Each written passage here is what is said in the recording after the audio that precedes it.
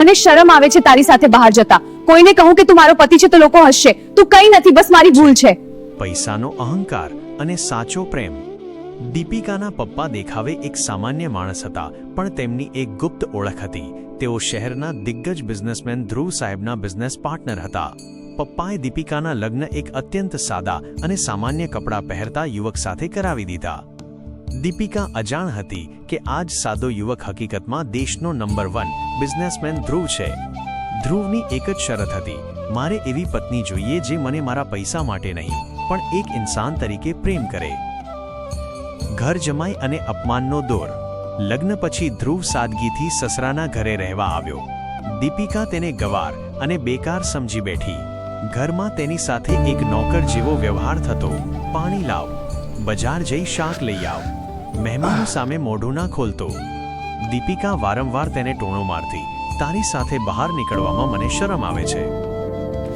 Business મેળાની એ રાત. શહેરમાં એક ભવ્ય બિઝનેસ મેળો હતો.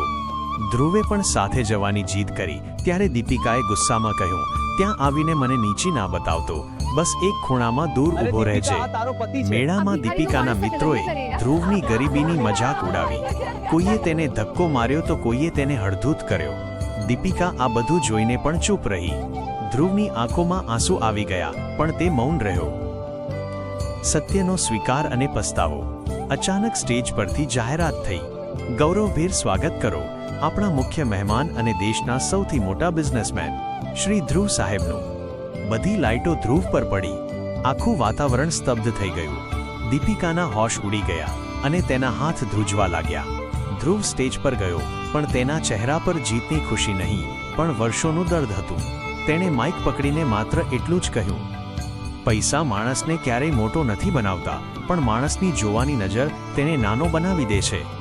દીપિકાની આંખોમાંથી પસ્તાવાના આંસુ વહી રહ્યા હતા, પણ ધ્રુવે તેની તરફ જોયા વગર જ ત્યાંથી વિદાય લીધી.